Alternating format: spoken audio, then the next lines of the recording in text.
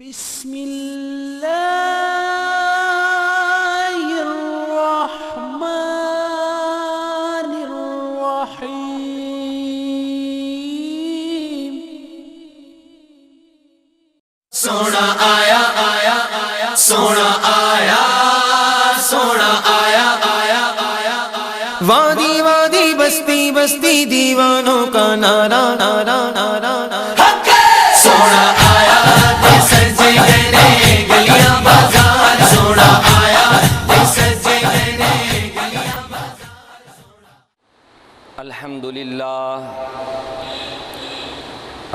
للہ نحمده ونصلی ونسلم علی رسولہ الکریم، اما بعد فاعوذ باللہ السمیع العلیم من الشیطان الرجیم، بسم اللہ الرحمن الرحیم، وما ارسلناک الا رحمتا للعالمین۔ صدق اللہ مولانا العلی العظیم۔ قال اللہ تبارک و تعالی فی مقام آخر، ان اللہ وملائکتہ یصلون علی النبی یا ایہا الذین آمنوا صلوا علیہ وسلموا تسلیما۔ الصلاۃ والسلام علیک یا سیدی یا رسول اللہ وعلی آلک واصحابک یا سیدی یا حبیب اللہ۔ الصلاۃ والسلام علیک یا سیدی یا رسول اللہ وعلی آلک واصحابک یا سیدی یا حبیب اللہ۔ رب اشرح لی صدری ویسر لی امری واحلل عقدۃ من لسانی یفقہوا قولی۔ برادران اسلام، اللہ تعالیٰ کی حمد و ثنا اور اس کے پیارے حبیب حبیب لبیب سرور کائنات فخر موجودات امام الانبیاء جناب حضرت محمد مصطفیٰ احمد مجتبیٰ علیہ التحیۃ والثناء کی بارگاہ بے کس پناہ میں ہدیہ درود و سلام پیش کرنے کے بعد آج 16 سپتمبر 2011 بمطابق 15 شوال کے خطبہ جمعۃ المبارک کے موقع پر سب سے پہلے میں صمیم قلب کے ساتھ دل کی گہرائیوں کے ساتھ آپ سب حضرات کو ولی کامل عالم باعمل حضرت مولانا پیر سید محمد عبداللہ شاہ صاحب قادری رحمۃ اللہ تعالی علیہ کے قرب میں آپ کی مسجد میں خوش آمدید کہتا ہوں۔ اللہ رب العزت کی بارگاہ میں دعا ہے کہ وہ اپنے کرم اور اپنی رحمت سے ہم سب کی حاضری اپنی بارگاہ میں قبول فرمائے اور ہماری عبادات کو شرف قبولیت نصیب فرمائے، ہمارے گناہ، ہماری غلطیاں، ہمارے جو قصور ہیں انہیں معاف کرے اور اپنی رحمت خاص میں ہمیں جگہ عطا فرمائے۔ آج کی گفتگو کا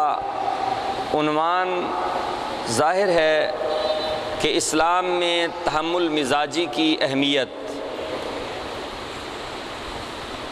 بنیادی طور پر تحمل ایک ایسا لفظ ہے جس کے معنی کو کما حق ہو بیان نہیں کیا جا سکتا، کیونکہ یہ ایک خاص کیفیت کا نام ہے کہ انسان کے اندر اتنی کیپیسٹی ہو، اتنی قوت برداشت ہو کہ وہ کسی دوسرے کی سخت سے سخت بات کو برداشت کر سکے اور سکون و اطمینان کے ساتھ اس کی طرف سے ملنے والی اذیت پر خاموشی اختیار کر سکے، جذباتیت سے گریز کرے، آپے سے باہر نہ ہو اور اپنے نفس پر، اپنے غصے پر قابو اور کنٹرول کرے۔ برادران اسلام، تحمل کا لفظ ہے میم اور لام، یہ مادہ ہے اس کا۔ اگر ہا کے اوپر زبر ہو اور لفظ حمل ہو تو اس کا معنی ہے بوجھ اٹھانا، اور اگر حمل ہو ہا کے نیچے زیر تو اس کا معنی بھی ہے بوجھ اٹھانا، مگر اس بوجھ میں اور اس بوجھ میں فرق یہ ہے کہ حمل ایسا بوجھ ہے جو ظاہر میں سر پر یا ہاتھوں پر اٹھایا نہیں جاتا، اور حمل ایسا بوجھ ہے جو اوپر اٹھایا جاتا ہے اور دیکھنے والوں کو وہ واضح طور پہ نظر آتا ہے۔ چنانچہ مختصر بات یہ کہ جذبہ انتقام بھی موجود ہو، پھر بھی دوسرے کی ایذا پر صبر کیا جائے، بدلہ لینے کی قوت اور طاقت بھی ہو، مگر دوسرے کی طرف سے پہنچنے والی تکلیف پر خاموشی اختیار کی جائے، اس کا نام ہے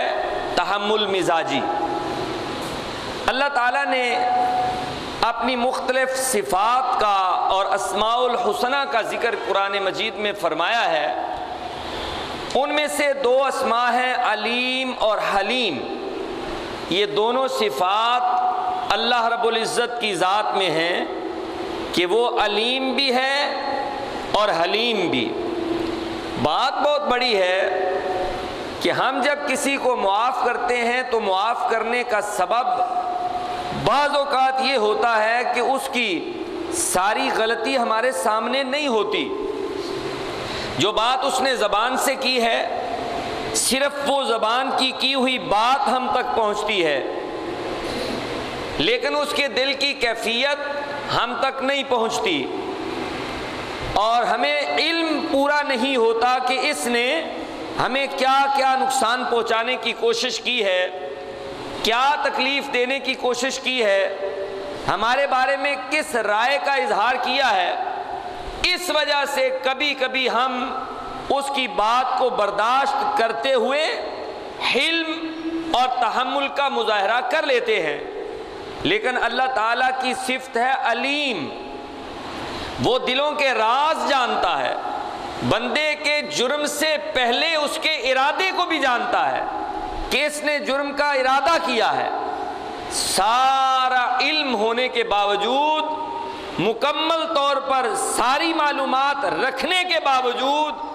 اور بدلہ و انتقام لینے اور سزا دینے کی پوری قوت اور طاقت اور قدرت رکھنے کے باوجود رب کائنات جب معاف کر دیتا ہے، درگزر کر دیتا ہے اور عیب پہ پردہ ڈال دیتا ہے، تو اس کا مطلب یہ ہے کہ وہ علیم کے ساتھ حلیم بھی ہے، علیم بھی ہے اور حلیم بھی ہے۔ یہ اس کا حلم اور اس کی بردباری ہے۔ اللہ تعالیٰ ہمارے گناہوں کو معاف ہی نہیں کرتا، بلکہ معاف کرنے کے ساتھ ساتھ ہمارے عیبوں کی پردہ پوشی بھی کرتا ہے۔ حضرت سیدنا آدم علیہ السلام جب اللہ رب العزت کی طرف سے گندم کھانے سے منع کیا گیا، لیکن آپ کھا بیٹھے، تو اس کے بعد اگر چاہتا رب کائنات تو حضرت سیدنا آدم علیہ السلام کو فوری طور پر اس کی سزا بھی دے دیتا، لیکن چونکہ اللہ تعالیٰ نے وضاحت فرما دی، فرمایا لم نجد لہ عزما، انہوں نے گناہ کا، غلطی کا، نافرمانی کا عزم اور ارادہ نہیں کیا، یہ بھول ہو گئی، انہوں نے جان بوجھ کر میری نافرمانی نہیں کی۔ تو اللہ کا اپنے نبی کی صفائی دینا اور اپنے بندے کی صفائی دینا کتنا بڑا حلم ہے اس رب کائنات کا، کہ اللہ رب العزت نے آدم علیہ السلام کی صفائی دی کہ یہ میرا بندہ، یہ میرا نبی، یہ میرا رسول، یہ میری مخلوق، اس نے عزم اور ارادہ نہیں کیا میری نافرمانی کا، البتہ ان سے بھول ہو گئی، فنسیا، یہ بھول گئے مگر انہوں نے ارادہ نہ کیا۔ لیکن چونکہ وہ بہت بڑے درجے پہ فائز تھے، رب کائنات نے حضرت آدم علیہ السلام کے اس عمل کے فوری بعد آپ سے تینوں سہولیات فوراً چھین لی، روٹی، کپڑا اور مکان، یہ تینوں انسان کی بنیادی ضروریات ہیں۔ اللہ تعالیٰ نے آدم علیہ السلام کا لباس بھی چھین لیا، حضرت آدم علیہ السلام کو جو نعمتیں خوراک کے طور پر میسر تھیں جنت میں، وہ ساری نعمتیں بھی چھین لی، اور اللہ تعالیٰ نے جنت کا مکان بھی چھین لیا، اور اللہ نے آدم علیہ السلام کو زمین پر بھیج دیا۔ اب آپ اگر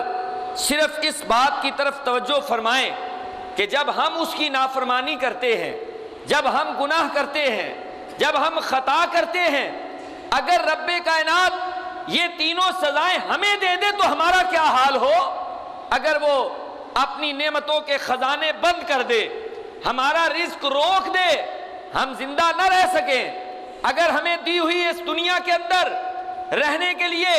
جگہ اور زمین اور مکان یہ چھین لے، اگر ہمارا لباس ہم سے چھین لے تو ہمارا کیا حشر ہو؟ رب کائنات نے حلم کا مظاہرہ کرتے ہوئے، تحمل کا مظاہرہ کرتے ہوئے، اپنی عفو و درگزر کی صفت کا مظاہرہ کرتے ہوئے، اپنی ستاری و غفاری کا مظاہرہ کرتے ہوئے اپنے بندے کے جرم کو دیکھا بھی، اپنے بندے کی خطاؤں کو دیکھا بھی، اور اس کے باوجود فوری طور پر سزا نہیں دی، بلکہ اپنے کرم اور اپنی رحمت سے اس پر پردہ ڈال دیا۔ برادران اسلام، یہ جو صفت ہے علم کی، اس کے ساتھ ساتھ حلم کی صفت بھی ہونی چاہیے۔ آج علماء میں علم تو ملتا ہے لیکن درگزر کا جذبہ نہیں ملتا، علم والے تو عام ہیں لیکن بردباری نہیں ملتی، علم تو سب میں موجود ہوتا ہے لیکن بردباری، تحمل مزاجی اور آہستہ بولنا، نرم اور پولائٹ لہجے میں کسی سے گفتگو کرنا، کسی کی غلطی پر برداشت کر لینا یا تیوری نہ چڑھانا، یہ معاملہ بہت کم ملتا ہے۔ اللہ رب العزت جل شان مجدہ نے ہمیں یہ تعلیم دی ہے کہ تخلقوا باخلاق اللہ، اللہ کی صفات کو، اللہ کے اخلاق کو اپنانے کی کوشش کرو۔ اگر تمہیں اس نے علم عطا کیا ہے تو ساتھ ساتھ اس کی صفت حلم پر بھی عمل کرنے کی کوشش کرو اور اپنے اندر بردباری اور تحمل پیدا کرو۔ قرآن مجید فرقان حمید اس بات کا حکم دیتا ہے کہ اگر تمہارے ساتھ کوئی برائی کرتا ہے تو پھر ادفع باللتی ہی احسن، کسی کی برائی کا بدلہ برائی سے نہ دینا، کسی کی اذیت کا بدلہ اذیت سے نہ دینا، بلکہ برائی کے بدلے میں نیکی کرنا، نیکی سے اپنی برائی، اپنی کی جانے والی برائی کا دفاع کرنا۔ حضرت سیدنا عیسیٰ علیہ السلام، آپ کے بارے میں روایات میں آتا ہے کہ کسی شخص نے حضرت عیسیٰ علیہ السلام کے بارے میں بہت بری اور سخت باتیں کی۔ حضرت عیسیٰ علیہ السلام نے ہاتھ اٹھا لیے اور اس بندے کے لیے اللہ کی بارگاہ میں دعائیں کرنے لگے۔ اب لوگ حیران ہو گئے کہ وہ آپ کے خلاف اتنی باتیں کر رہا ہے اور آپ اس کے لیے دعائیں کر رہے ہیں۔ عیسیٰ علیہ السلام نے کہا کہ تمہیں پتہ نہیں، برتن کے جو کچھ اندر ہوتا ہے وہی باہر آتا ہے۔ اس کے نفس کے برتن میں اور اس کے قلب کے برتن میں برائیاں تھی، اس کے قلب کے برتن میں گالیاں تھیں اور سخت اور غلیظ الفاظ تھے، اس لیے اس کے منہ سے یہ الفاظ نکلے، اور میرے قلب کے اندر اللہ نے دعائیں رکھی ہیں، میرے منہ سے دعائیں نکل گئی۔ جو برتن کے اندر ہے وہی برتن سے باہر آئے گا۔ برادران اسلام، اگر کوئی شخص ایک ناپاک کپڑے کو پیشاب کے ساتھ دھو کر مل مل کے کہے کہ میں نے اس کو پاک کر لیا ہے، تو یقیناً وہ پاک تو نہیں ہوگا، پانی تو اس کو لگے گا، اس کو مایا جو ہے پیشاب وہ تو لگ گیا، لیکن اس میں پاک کرنے کی صلاحیت نہیں ہے، وہ مزید ناپاک ہوگا۔ تو علماء مثال یہ دیتے ہیں کہ اگر کوئی شخص کسی کی برائی کے بدلے میں برائی کر کے اس کی برائی کو مٹانا چاہتا ہے تو وہ ایسا ہی ہے جیسے کوئی شخص پیشاب سے ناپاک کپڑا دھو کر اسے پاک کرنے کا سوچ رہا ہو۔ برادران اسلام، اللہ رب العزت نے قرآن مجید کے اندر ارشاد فرمایا وَيَدْرَؤُونَ بِالْحَسَنَةِ السَّيِّئَةَ اولئک لہم عقبی الدار، کہ جو لوگ برائی کا بدلہ اچھائی کے ساتھ دیتے ہیں، برائی کا بدلہ نیکی کے ساتھ دیتے ہیں، رب کائنات قیامت کے دن انہیں کیا اجر عطا کرے گا؟ فرمایا لہم عقبی الدار، اس دنیا میں تو وہ برداشت کر کے دنیا میں مشکل سے زندگی گزار لیں گے، لیکن آخرت میں گھر انہی کے لیے ہوگا، آخرت میں عزت انہی کے لیے ہوگی، آخرت کا مرتبہ اور مقام انہی کے لیے ہوگا۔ برادران اسلام، اللہ تعالیٰ نے برائی کا بدلہ برابر برابر دینے کی بھی اجازت دی ہے، مگر ہماری سوچ کیا ہوتی ہے؟ ہم کہتے ہیں جی ہم اینٹ کا جواب پتھر سے دیں گے، اگر کسی نے تھوڑی سی برائی کی ہے تو ہم زیادہ کر کے اس کو جواب دیں گے، اور یہ کہتے ہوئے ہم کبھی جھجکتے بھی نہیں، یہ شرماتے بھی نہیں، اس کو جرم بھی نہیں سمجھتے۔ اللہ رب العزت نے قرآن مجید کے اندر برائی کے بدلے میں اور تکلیف پہنچانے کے بدلے اور انتقام میں جتنی تکلیف پہنچائی گئی ہے اتنی تکلیف پہنچانے کی اجازت دی ہے۔ فرمایا فَإِنْ عَاقَبْتُمْ فَعَاقِبُوا بِمِثْلِ مَا عُوقِبْتُمْ، اگر تمہیں کسی نے تکلیف دی ہے تو اس کے بدلے میں، سزا کے بدلے میں، تکلیف کے بدلے میں، مصیبت کے بدلے میں، اور کسی قسم کے زخم اور کسی قسم کی جو اس کی طرف سے تمہیں ضرب لگی ہے اس کے بدلے میں تمہیں ضرب لگانے کی اجازت تو ہے، لیکن وَلَئِن صَبَرْتُمْ لَهُوَ خَيْرٌ لِلصَّابِرِينَ، اگر تم صبر کرو تو یہ تمہارے لیے بہت بہتر ہے، اگر اس کی اذیت کے مقابلے میں صبر کرو گے تو یہ تمہارے لیے بہتر ہوگا۔ میرے آقا سرور کائنات جناب محمد الرسول اللہ صلی اللہ علیہ وسلم نے صرف صبر و تحمل کی تعلیم نہیں دی، بلکہ آپ نے عملی طور پر یہ بتا دیا کہ حضور نبی کریم صلی اللہ علیہ وسلم کے بارے میں حضرت قاضی عیاض رحمت اللہ تعالی علیہ لکھتے ہیں، فرمایا وَهُوَ لَا يَزِيدُ مِن كَثْرَةِ الْأَذَىٰ إِلَّا صَبْرًا وَلَا إِسْرَافِ الْجَاهِلِ إِلَّا حِلْمًا، اگر کوئی شخص آپ کو اذیت دیتا، آپ کو تکلیف دیتا، جتنی تکلیف بڑھتی جاتی اتنا میرے آقا کا صبر بڑھتا جاتا، اور جس حد تک وہ زیادتی کرتا جاتا میرے آقا کا حلم اور بردباری بڑھتی جاتی۔ تکلیف دینے والا تکلیف زیادہ کرتا جا رہا ہے، میرے آقا کا صبر بڑھتا جا رہا ہے، اور زیادتی کرنے والا زیادتی بڑھا رہا ہے اور میرے آقا کا حلم اور بردباری بڑھتی جا رہی ہے۔ برادران اسلام، اگر ہم اپنی شخصیات کا جائزہ لیں، اپنے ہی آپ سے شروع کر دیں کہ ہمارے اندر کتنا تحمل ہے، سب سے پہلے ہم نے اپنے ماتحتوں کو دیکھنا ہے، اپنے گھر والوں کو دیکھنا ہے، اپنی اولاد اور اپنے بچوں کو دیکھنا ہے کہ ہم چونکہ وہ ہر وقت ہمارے ساتھ رہتے ہیں،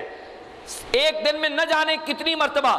ان سے ہمارے حکم کی عدولی ہوگی، حکم کی خلاف ورزی ہوگی، نہ جانے کئی بار ہمیں ان کی باتوں پہ غصہ آئے گا، لیکن ہم برداشت کس حد تک کرتے ہیں؟ یقیناً ہر شخص اگر اپنے گربان میں جھانکے تو دیکھ سکتا ہے کہ میں ایک دن میں بیوی کو کتنی بار ڈانٹتا ہوں، بچوں کو کتنی بار ڈانٹتا ہوں، کتنی بار میں غصے میں آتا ہوں، کتنی بار میں بفر جاتا ہوں، کتنے سخت کلمات میری زبان سے جاری ہوتے ہیں۔ یہ ساری باتیں ہم اپنے طور پہ بھی یاد رکھیں، اور ہمارے آقا و مولا جناب محمد الرسول اللہ صلی اللہ علیہ وسلم کی بارگاہ میں 10 سال رہنے والے حضرت انس رضی اللہ تعالیٰ عنہ کا بیان بھی ہمارے سامنے ہونا چاہیے۔ حضرت انس رضی اللہ تعالیٰ عنہ فرماتے ہیں کہ 10 برس تک میں نے رحمت عالم صلی اللہ علیہ وسلم کی خدمت کی ہے، آپ کے قرب میں رہا ہوں، میری صبح میری شامیں حضور کی بارگاہ میں گزری ہیں، اور میں نے حضور علیہ السلام کی بسا اوقات کئی مرتبہ ایسا بھی ہو گیا کہ نادانی میں مجھ سے غلطیاں ہو گئی، نافرمانیاں بھی ہو گئیں، لیکن 10 سال کے عرصے میں نے ایک دن بھی ایسا نہیں دیکھا کہ میرے آقا نے مجھے ڈانٹا ہو، میرے آقا نے مجھے مارا ہو، میرے آقا نے مجھے تکلیف پہنچائی ہو، بلکہ رحمت عالم صلی اللہ علیہ وسلم نے جب بھی بات کی ہے محبت سے کی ہے، شفقت سے کی ہے، حتیٰ کہ حضور علیہ السلام نے جب بھی کوئی بات کی اتنی پیار اور محبت سے کی کہ میں آپ کی بات کو ٹال ہی نہ سکا۔ تو یہ حضور نبی کریم صلی اللہ علیہ وسلم کا حلم اور بردباری ہے۔ ایک نوجوان تھے مدینہ منورہ میں، ان کو یہ عادت تھی کہ اگر وہ گلی محلے سے گزرتے کہیں سے بھی، وہاں کوئی چیز نیچے گری پڑی مل جاتی تو وہ چیز اٹھا کے صاف کر کے کھا لیا کرتے تھے۔ کسی باغ سے گزرے ہیں، اور عام طور پر علاقے کا رسم و رواج بھی یہ تھا کہ اگر کھجورے ہیں، کوئی اور چیز ہے، بیر ہیں مثال کے طور پر، وہ درخت سے نیچے گر پڑتے ہیں، بچوں کو اجازت ہوتی تھی کہ وہ اپنی مرضی سے اٹھائیں اور کھا لیں، کوئی اس پر نہ تو منع کرتا تھا، یہ عرف عام تھا۔ اور آج کل بھی بعض علاقوں میں یہ بات چلتی ہے کہ اگر گاؤں کے بچے ہیں اور کوئی چیز اپنے طور پہ زمین پہ آ گری ہے تو وہ اٹھا کے کھا لیتے ہیں، یہ عرف چلتا تھا۔ لیکن یہ نوجوان جو تھے انہوں نے تھوڑا سا تجاوز کیا، یہ ایک باغ کے اندر گئے، باغ کے اندر کھجوروں کے اوپر چڑھ گئے، کھجور کے اوپر چڑھ کر انہوں نے خوب کھجوریں کھائیں۔ ایک بار ایسا ہوا، 2 بار 3 بار، کھجوروں کا جو مالک تھا اس نے تھوڑی سی نگرانی کی کہ پتہ تو کروں کون آتا ہے اور کھجوریں کھا جاتا ہے۔ ایک دن اس نے پکڑ لیا، پکڑ کر حضور نبی کریم صلی اللہ علیہ وسلم کی بارگاہ میں لے آئے۔ قربان جائیں ایسے مجرم پر جو مصطفیٰ کی بارگاہ میں اور حضور کی عدالت میں آ جائے۔ وہ صحابی پکڑ کے اس نوجوان کو حضور کی بارگاہ میں لے آئے۔ رحمت عالم نے جب حضور علیہ السلام نے اس نوجوان کو دیکھا، یہ نوجوان کہتے ہیں کہ میرا دل کانپ رہا تھا، میری ٹانگیں کانپ رہی تھی، مجھ پہ لرزہ طاری تھا کہ اب میرا ہاتھ تو کٹے ہی کٹے، کیونکہ قانون پر عمل ہوگا، میرا ہاتھ کاٹ دیا جائے گا۔ مگر کیا ہوا، نبی کریم صلی اللہ علیہ وسلم نے مجھے اپنے قریب بلا لیا، حضور نے مجھے قریب بلا کے اپنا دست شفقت میرے سر پہ رکھ دیا۔ جب حضور کا دست شفقت میرے سر پہ آیا، میرا آدھا خوف دور ہو گیا، میں لرز رہا تھا، کانپ رہا تھا، آدھا خوف میرا دور ہو گیا، اور میں نے نبی کریم صلی اللہ علیہ وسلم کی طرف دیکھا تو رحمت عالم صلی اللہ علیہ وسلم نے مجھے بس اتنا پوچھا، بتاؤ تم نے ایسا کیوں کیا ہے؟ تو میں نے جواب دیا کہ آقا مجھے بھوک لگی ہوئی تھی، میں نے کھا لی ہیں، مجھے بھوک لگی ہوئی تھی اس لیے میں نے کھجوریں کھا لی ہیں۔ حضور نے فرمایا جو نیچے پڑی ہوتی ہیں ان پر تو تمہارا حق ہے، لیکن یہ اجازت تمہیں کس نے دی کہ تم اوپر چڑھ کر کھجوریں توڑ کے کھاؤ؟ تو کہتے ہیں میں نے سادگی سے کہہ دیا اچھا یا رسول اللہ، آئندہ میں اوپر چڑھ کر نہیں کھاؤں گا، جو نیچے پڑی ہوں گی وہ کھا لوں گا۔ اتنی بات میں نے کی۔ حضور صلی اللہ علیہ وسلم جب میں نے کہا نا آئندہ نہیں کھاؤں گا، بس یہ جملے میرے منہ سے نکلے تو مصطفیٰ خوش ہو گئے، حضور راضی ہو گئے کہ بچے کی اصلاح ہو گئی ہے اور اس نے ارادہ کر لیا ہے کہ میں آئندہ نہیں کھاؤں گا۔ کہنے لگے میں آئندہ نہیں کھاؤں گا۔ نبی کریم صلی اللہ علیہ وسلم پھر کھجوروں کے مالک کی طرف متوجہ ہوئے، پھر اس بچے سے نوجوان سے پوچھا ارے تو یہ بتا تو صحیح کہ تو نے یہ اوپر چڑھ کے کھجوریں کھائی کیوں ہیں؟ تو یہ کہنے لگے یا رسول اللہ کہہ جو دیا، بھوک لگی ہوئی تھی اس لیے میں نے کھا لی ہیں۔ رحمت عالم کا حلم دیکھیے، تحمل دیکھیے۔ حضور علیہ السلام نے کھجوروں کے مالک سے کہا کہ فی اموالہم حق للسائل والمحروم، ارے تو نے یہ نہیں سوچا کہ یہ بھوکا ہے، یہ ضرورت مند ہے، اسے مانگنے اور چوری کرنے سے پہلے اس کا حق اس کی دہلیز پہ پہنچانا چاہیے تھا۔ تیرا فرض بنتا تھا کہ کھجوروں کا تیرا باغ ہے، اللہ نے تجھے نعمت سے نواز رکھا ہے تو محروم المعیشت لوگوں کی طرف بھی دیکھے، جو بنیادی ضروریات سے محروم لوگ ہیں ان لوگوں کی طرف بھی دیکھے، ان لوگوں کے تمہارے مال کے اندر ان لوگوں کا حق موجود ہے۔ برادران اسلام، یہ حضور کا تحمل تھا جس نے اس شخصیت میں ایک ایسا انقلاب بپا کر دیا۔ وہ کہتے ہیں کہ جب میں نے حضور سے وعدہ کر لیا نا کہ آئندہ کبھی ایسا نہیں کروں گا، حضور نے ہاتھ اٹھا لیے، اللہ کی بارگاہ میں دعا کی، اے الہ العالمین اپنے کرم سے اس کا جرم بھی معاف کر دے، اس کا فقر بھی مٹا دے، اور آئندہ کبھی اس کو تنگ دستی کا سامنا نہ کرنا پڑے۔ کہتے ہیں کہ بس حضور کی اس دعا کا اثر ہے کہ زندگی کی ساری صبح اور شامیں میری اس حال میں گزری کہ میں نے دوبارہ کبھی اس جرم کا ارتکاب نہیں کیا۔ آج ہم نے جرائم کے نام بدل کر ان جرائم کو مختلف ناموں سے، اچھے اچھے خوبصورت ناموں سے اور اچھے اچھے لیبلوں سے ان گناہوں کا ارتکاب کرنا شروع کر دیا ہے۔ اگر ہم کسی کی غیبت کرنے بیٹھیں تو ہم کہتے ہیں کہ نہیں، ہم تو ویسے ہی تبصرہ کر رہے تھے۔ اگر ہم جھوٹ بولتے ہیں تو جھوٹ میں ہم کہہ دیتے ہیں ہم تو مذاق کر رہے تھے، مذاق کی باتیں ہو رہی تھیں۔ اسی طرح اگر ہم غصے میں آ جائیں اور غصے میں آ کر کسی دوسرے کو تمانچہ مار دیں، غصے میں آ کر خاوند اپنی بیوی کو طلاقیں دے ڈالے، غصے میں آ کر کسی بندے کی بے عزتی کر دی جائے، بعد میں ہم کہہ دیتے ہیں کہ جناب ذرا ان کی طبیعت تھوڑی سی جلالی ہے۔ یہ جلالی طبیعت اللہ کو پسند نہیں، اس لیے کہ اللہ کے پیارے محبوب جناب محمد الرسول اللہ صلی اللہ علیہ وسلم یہ جلال نہیں، سراپا جمال بن کے آئے۔ اور اللہ نے فرمایا، اللہ کے محبوب کہتے ہیں کہ اللہ جمیل وہو یحب الجمال، اللہ خود بھی جمیل ہے اور وہ جمال کو پسند کرتا ہے۔ نبی کریم صلی اللہ علیہ وسلم کے ساتھ دشمنوں نے کیا کیا نہیں کیا۔ ابھی خیبر کا موقع ہی دیکھ لو، یہودیہ عورت ہے، حضور علیہ الصلوۃ والسلام کی دعوت کرتی ہے، اور دعوت میں آپ کے لیے زہر میں بوجھا ہوا اور زہر ملا ہوا گوشت لا کر رکھ دیتی ہے۔ رحمت عالم صلی اللہ علیہ وسلم اس گوشت کو اٹھاتے ہیں، منہ کے قریب لے جاتے ہیں، اور اس بوٹی کے اندر سے آواز آتی ہے کہ رحمت عالم مجھے نہ کھانا، میرے اندر زہر ملایا گیا ہے۔ رحمت عالم اس یہودیہ عورت سے پوچھتے ہیں، سوال کرتے ہیں کہ تو نے یہ کیوں کیا اور تیرا مشن کیا تھا؟ وہ اپنی غلطی کا اعتراف کرتی ہے، چاہیے تو یہ تھا کہ اسی وقت اسے تہہ تیغ کر دیا جاتا، لیکن رحمت عالم نے کہا ٹھیک ہے ہم تمہیں معاف کر دیتے ہیں۔ اس نے معافی مانگی، حضور نے قتل کا ارادہ کرنے والی اس یہودیہ عورت کو بھی معاف کر دیا۔ برادران اسلام، ابو جہل نے حضور نبی کریم صلی اللہ علیہ وسلم اور آپ کے غلاموں کے ساتھ کیا کیا بدسلوکیاں نہ کی تھیں، کون نہیں جانتا ان بدسلوکیوں کو۔ لیکن رحمت عالم صلی اللہ علیہ وسلم جب مکہ مکرمہ کی سرزمین پر دوبارہ لوٹ کے آئے اور فتح مکہ ہوا تو حضرت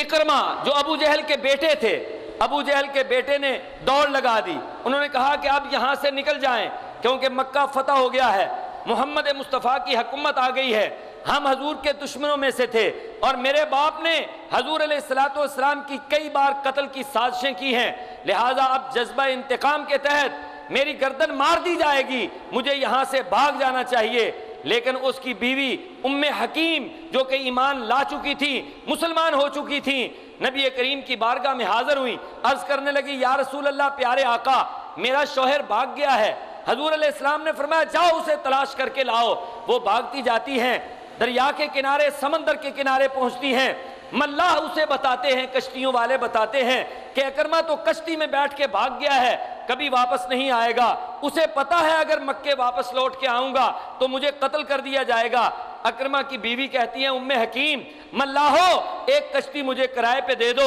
اور مجھے کشتی میں بٹھا لو، میں اس کو واپس لاؤں گی۔ وہ کشتی چلتی جاتی ہے، آگے آگے اکرمہ کی کشتی ہے، پیچھے پیچھے ام حکیم کی کشتی ہے۔ ام حکیم اپنی کشتی کے اندر سے آواز دے کے کہتی ہیں اکرمہ واپس لوٹ آؤ، کیونکہ مکے کی سرزمین میں جس کی حکومت آئی ہے، جو مکے کی سرزمین کا بادشاہ بنا ہے، اگرچہ تم اس کے جانی دشمن تھے لیکن وہ تو رحمت للعالمین بن کے آیا ہے، لوٹ آؤ، تمہیں ڈرنے کی ضرورت نہیں۔ پھر ام حکیم اپنے شوہر حضرت اکرمہ کو واپس لاتی ہیں۔ رحمت عالم صلی اللہ علیہ وسلم کو صحابہ بتاتے ہیں یا رسول اللہ آپ کے ازلی دشمن ابو جہل کا بیٹا اکرمہ آ رہا ہے۔ رحمت عالم اس کے استقبال کے لیے اس طرح پرتباک استقبال کے لیے اٹھے کہ آقا کو اپنے سر پر امامہ شریف سجانے کا وقت بھی نہ ملا، حضور کھڑے ہو گئے، اکرمہ کو مبارک مبارک اہلم و سہلن کہہ کر حضور علیہ الصلوۃ والسلام نے اپنے قدموں میں بٹھا لیا۔ کون ہے جو اپنے جانی دشمن اور جانی دشمن کی اولاد کو اس طرح اس کے ساتھ صبر و تحمل سے پیش آتا ہے، بردباری سے اور عفو درگزر سے پیش آتا ہے؟ نبی کریم رؤوف الرحیم صلی اللہ علیہ وسلم اپنے اہل خانہ کے ساتھ کیا سلوک کرتے تھے، ہم بھی ذرا غور کریں، اپنے گریبانوں میں جھانکیں، ہم اپنے ساتھ اہل خانہ کے ساتھ اور اپنے بچوں کے ساتھ کیسے کیسے مظاہر کرتے ہیں۔ حضرت سیدہ عائشہ صدیقہ رضی اللہ تعالی عنہ فرماتی ہیں کہ جب کبھی حضور کو مجھ پہ غصہ آتا، کچھ ناراضگی کی کیفیت ہوتی، تھوڑی دیر کے بعد حضور علیہ الصلوۃ والسلام بڑے پیار بھرے انداز سے کہتے اے منی سی عائشہ، اے چھوٹی سی عائشہ۔ بس حضور کے لہجے میں وہ مٹھاس تھی، حضور کے لہجے میں اس مٹھاس کی وجہ سے میری ہنسی نکل جاتی اور میں حضور کے قدموں پہ قربان ہونے لگتی۔ کہتی ہیں ایک دن کی بات ہے کہ حضور علیہ الصلوۃ والسلام کے اور میرے درمیان تھوڑی سی سخت کلامی ہو گئی، اسی اثناء حضرت سیدنا صدیق اکبر آ گئے۔ اب گھر کا ذرا ماحول دیکھیے کہ حضرت عائشہ صدیقہ کا شوہر بھی ہے، حضرت عائشہ صدیقہ کا باپ بھی موجود ہے، گھر کی چار دیواری میں باپ بھی ہے اور شوہر بھی موجود ہے۔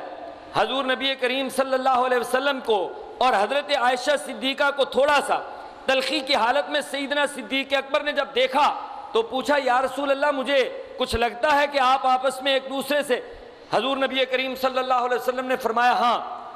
ہمارے درمیان تھوڑی سی سخت بات ہو گئی ہے اور ہم تم سے ہی فیصلہ کروا لیتے ہیں۔ حضرت عائشہ صدیقہ کی طرف منہ کر کے پھر حضور نے فرمایا اے عائشہ ٹھیک ہے ابو بکر سے فیصلہ کروا لیں؟ انہوں نے کہا ٹھیک ہے ان سے فیصلہ کروا لیں۔ اب حضور نے پھر عائشہ سے پوچھا اے عائشہ کیا ان کو بات میں بتاؤں یا تم بتاؤ گی؟ میں ان کو بات بتاؤں یا تم بتاؤ گی؟ سیدہ عائشہ صدیقہ رضی اللہ تعالی عنہا مسکرا کے کہتی ہیں کہ آپ ہی بتا لیں لیکن ذرا صحیح سے ہی بتانا، آپ ہی بتائیں لیکن ذرا صحیح سے ہی بات بتانا۔ اب یہ جب انہوں نے جملے بولے کہ صحیح سے ہی بات بتانا، سیدنا صدیق اکبر نے حضرت عائشہ صدیقہ کے چہرے پہ تھپڑ مارا اور کہنے لگے اگر محمد مصطفیٰ صحیح سے ہی نہیں بتائیں گے تو کون صحیح سے ہی بتائے گا؟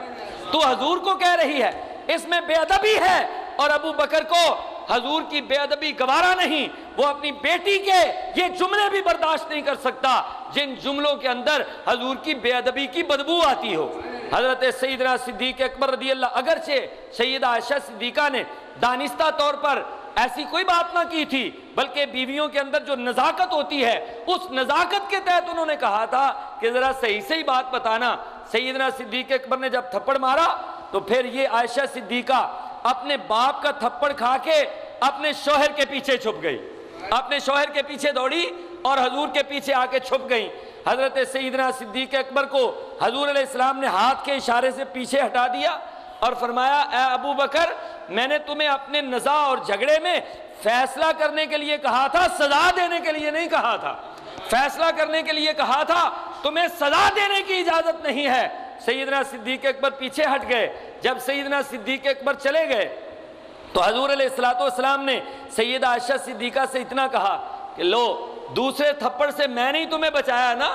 دوسرے تھپڑ سے ایک تھپڑ تو لگ گیا تھا پھر میرے پیچھے چھپ گئی اور دوسرے تھپڑ سے تمہیں میں نے بچایا ہے نا۔ جب یہ جملے حضور نے کہے سیدہ عائشہ صدیقہ کی بھی ہنسی نکل گئی، گھر کا ماحول بڑا پرسکون ہو گیا۔ حضور کے اس تحمل کی وجہ سے، تحمل مزاجی کی وجہ سے، عفو درگزر کی وجہ سے اپنے گھر کے ماحول کو آپ نے جنت بنا لیا اور جنت بنایا ہوا تھا۔ آج ہمارے گھروں میں چھوٹی چھوٹی باتوں پر کتنے جھگڑے کتنے اختلافات ہو جاتے ہیں۔ حضور نبی کریم صلی اللہ علیہ وسلم نے زندگی کے ہر میدان میں، چاہے وہ گھر ہو، چاہے وہ باہر ہو، چاہے وہ بازار ہو، چاہے وہ غار ہو، کسی جگہ اور کسی مقام پر بھی آپ نے تحمل اور بردباری کا جو ہے دامن وہ نہیں چھوڑا۔ ذرا طائف کے بازار میں چلے جاؤ، طائف والوں نے حضور کے ساتھ کیا کیا جرم، کیا کیا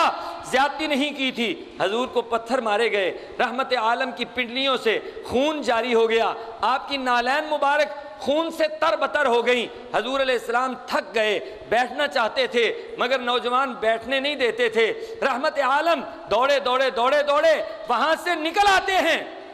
اور حالت یہ ہے اتنی اذیت دی ان ظالموں نے طائف کے بازار کے اندر کہ ایک دن حضور علیہ الصلوۃ والسلام سے حضرت عائشہ صدیقہ نے پوچھا یا رسول اللہ پوری زندگی میں سب سے زیادہ پریشانی آپ کو کب ہوئی؟ تو رحمت عالم نے 9 سال بعد بتایا اے عائشہ صدیقہ آج 9 سال گزر گئے ہیں لیکن مجھے بڑی بڑی سختیاں برداشت کرنا پڑی ہیں، مگر طائف کے بازار میں مجھ سے ہونے والی وہ زیادتی مجھے آج تک نہیں بھولتی۔ مجھے آج بھی جب وہ منظر یاد آتا ہے تو میرا دل لرزنے لگتا ہے۔ جتنا ظلم ان ظالموں نے میرے ساتھ کیا، میں تھکا ہوا تھا، بیٹھنا چاہتا تھا مگر نوجوان پکڑ کے اٹھا دیتے تھے، پھر میرے پیچھے دوڑ لگاتے تھے، پھر مجھے پتھر مارتے تھے۔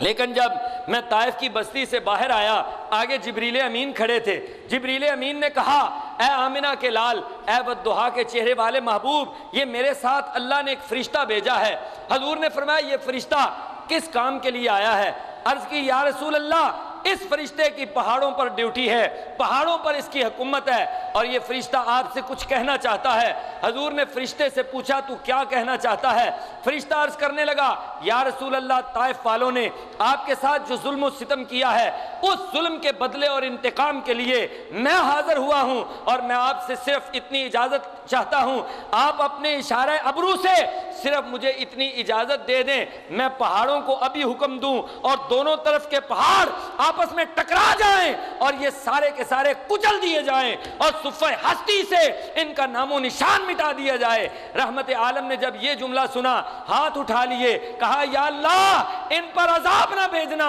اللہم اہد قومی، یا اللہ میری قوم کو ہدایت عطا فرما دے۔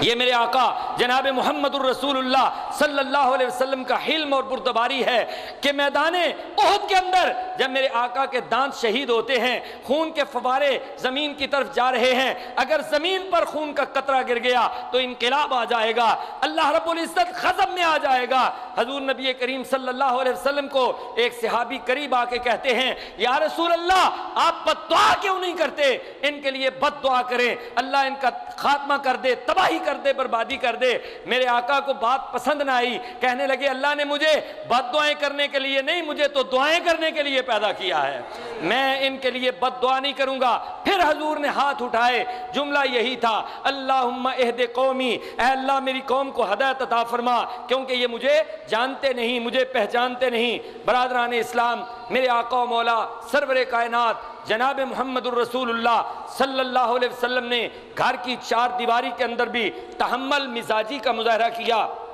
بازاروں کے اندر بھی تحمل مزاجی کا مظاہرہ کیا، میدان کارزار میں اور میدان جہاد میں بھی آپ صلی اللہ علیہ وسلم نے تحمل اور بردباری کا مظاہرہ کیا۔ وقت اجازت نہیں دیتا، انشاءاللہ نیکسٹ یعنی اگلے جمعے بھی حضور علیہ السلام کی تحمل مزاجی کے حوالے سے کچھ روایات، کچھ واقعات آپ کی خدمت میں پیش کریں گے۔ اللہ تعالیٰ میری اور آپ کی حاضری قبول کرتے ہوئے ہمیں اپنے مزاج کے اندر تحمل پیدا کرنے، اپنے غصے کو قابو میں رکھنے اور قوت برداشت پیدا کرنے کی توفیق دے، اور اس قوت برداشت کے نتیجے میں ہمارے پورے کے پورے معاشرے کو پرامن بنائے۔ وما علیہ الا البلاغ۔